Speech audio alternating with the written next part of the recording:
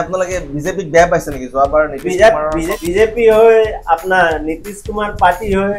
ইয়াৰ লালুৰ party হয় এই ডাঙৰ ডাঙৰ ফেক্টৰী কিবা কিবি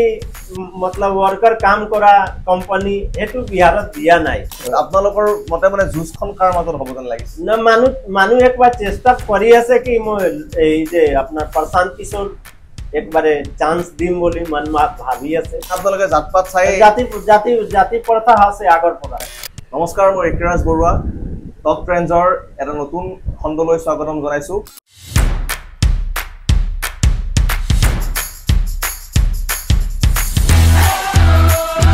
সন্মুখত বিহাৰৰ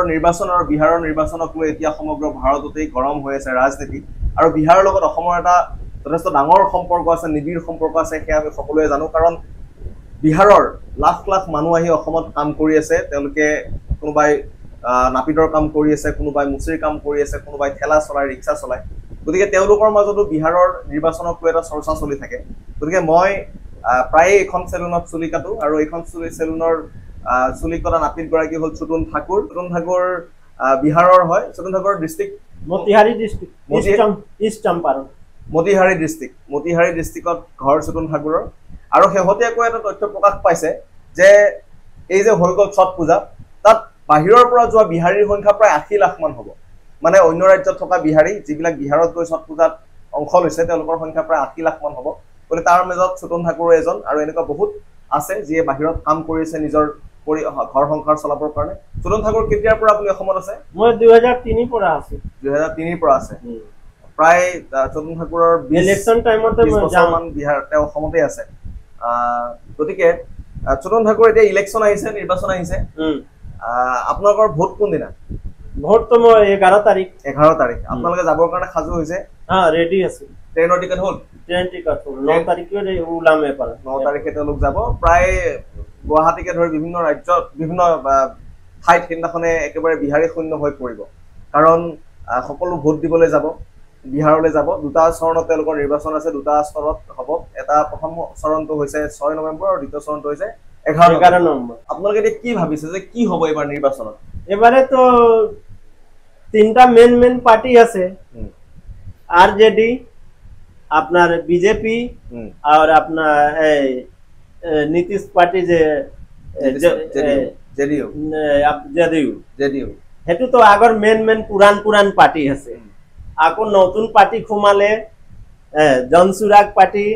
और কিবা কিবি और ব্লেক পার্টি আছে সবৰ নাম আছে এতিয়া সাম কোনে আই আছে জোসখন কাৰ মাজত হ'ব যেন লাগিছে अब तो মই তো সব দিনতে ইয়াতে থাকিলু তাতে গৈখনে না যিবিলা আপোনালোকৰ তো ফোনত খবৰ হৈ থাকে বা গুৱাহাটীত যিখিনি আপোনালোকৰ লগ বন্ধু আছে তেওঁলোকৰ লগতো কথা হয় আপোনালোকৰ মতে মানে জোসখন কাৰ মাজত হ'ব যেন লাগিছে না মানুহ একবাৰ চেষ্টা কৰি আছে কি মই এই যে আপোনাৰ প্ৰশান্ত কিশোৰ একবারে চান্স দিম বলি মন ভাবি আছে এতিয়া চাও কি হৈ আছে প্ৰশান্ত কিশোৰ মানে আপোনালোকে বিজেপিক বেয়া পাইছে নেকি যোৱাবাৰ বিজেপি বেয়া পোৱা নাই মতলব যিমান বছৰ হ'ল বিজেপি হয় আপোনাৰ নীতিশ কুমাৰ পাৰ্টি হয় ইয়াৰ লালুৰ পাৰ্টি হয় এই ডাঙৰ ডাঙৰ ফেক্টৰী কিবা কিবি মতলব ওয়াৰ্কাৰ কাম কৰা কোম্পানী এটো বিহাৰত দিয়া নাই আপোনাৰ এই যে নতুন পাৰ্টি আহিলে এই কৈ আছে মোৰ গ্যাৰান্টি আছে মই আপোনাৰ তাতে মিল কল কাৰখানা ফ্যাক্টৰি মই ইয়াতে বহাইম মোকে একবাৰ চান্স দিও মানুহ হেতু চেষ্টা কৰি আছে আচ্ছা এতিয়া এৰ যিখিনি কথা তাৰ যদি আমি থুলমুলকে চাবলৈ যাওঁ তেতিয়া হলে বিহাৰৰ আটাইতকৈ ডাঙৰ সমস্যাটো হৈছে সংস্থাপনৰ সমস্যা তাত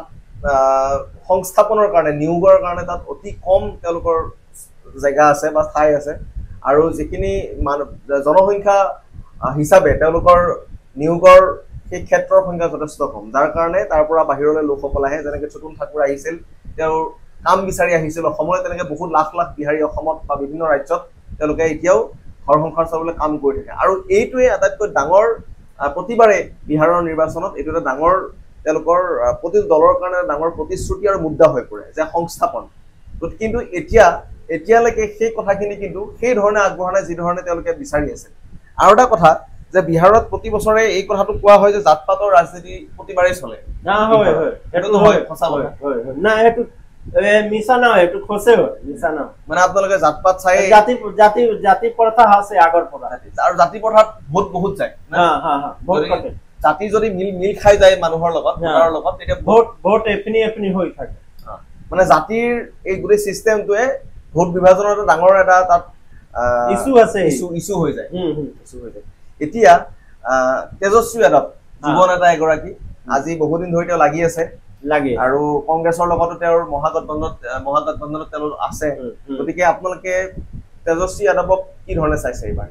তেজস্বী যাদৱ তো হি কয় কি মোৰ দেউতা যি কৰিলে সেইটো বাদ দিয়ক মোকো একবাৰ চান্স দিয়ক মই যেনেকে মই যিমান ভাল হ'ব পাৰে মই একবাৰ চৰকাৰ মোকো বনাব দিয়ক মই চেষ্টা কৰিম ভালকে চলাব কাৰণে ৰাইজ আশ্বস্ত হৈছে নে তেওঁৰ কথাখিনি ৰাইজে মানি লৈছে মনত আছে সবৰ কথা মনত আছে কিন্তু ঘৰত ফ্যামিলি তাতে ডিসকাস কৰা পিছতে ডিসকাস হোৱা পিছতে কাক ভোট দিম এটো তো তাতে আপোনালোকৰ নিজৰ সমষ্টিটো কি সমষ্টি আপোনালোকৰ নামটো বিধানসভা হৰচিৰি বিধানসভাৰ আপুনি ভোটাৰ গতিকে হৰচিৰি বিধানসভাত আপুনি খবৰ লৈছে নে যে কোন আগবাঢ়ি আছে কাৰ ফালে মানুহ না এটো খবৰ লোৱা নাই এটা আপুনি গৈ পেলাই ডিসকাস কৰিব এতিয়া আপোনালোকে কি বিচাৰে যিখন এখনটো চৰকাৰ হ'ব গতিকে সেই চৰকাৰখনৰ পৰা এইবাৰ আপোনালোকে কি আশা কৰে আপোনালোকৰ কিবা মানুহৰ একবাৰ নতুন ছবি মনত ভাবি আছে নতুন ছবি মানে নীতিশ কুমাৰক বাদ দি নীতিশ কুমাৰ তো এতিয়া ইমান একসেপ্ট কৰা নাই বহুত দিন চৰকাৰ চলালে এতিয়া মাইন্ড একসেপ্ট তাত ভাল নাই ইমান নতুন মুখ এটা বিচাৰি আছে নতুন সব মই নাই বেছি জনে নতুনে একটা ছবি বিচাৰি আছে আৰু আপোনালোকৰ যিখিনি ডেকা ভোটাৰ আছে ইউথ নতুন আপোনালোকৰ ল'ৰা ছোৱালী হওক যাৰ 18 বছৰ বয়স পাৰ হৈছে যোনে পাৰ প্ৰথম ভোট দিব এবাৰে একজন নতুন নাম ল'ৰাটো নতুন ল'ৰাই ভোট দিব কিহৰৰ মতে আপোনালোকে কিহৰৰ পছন্দবিলাক কেনেকুৱা এতিয়া মানে কাক বেছি পছন্দ কৰে প্ৰশান্ত কিশোৰক পছন্দ কৰে নীতিশ কুমাৰক পছন্দ কৰে নে নীতিশ কুমাৰ আৰু আপোনাৰ যে পুরান পার্টি আছে এটো তো এক সাইড আছে নতুন পার্টি এক সাইড আছে আপোনালোকে চিৰাগ পাছৱানক কেনেকে চিৰাগ পাছৱান তো বিজেপি আপোনাৰ সাপোৰ্টাৰ লগত আছে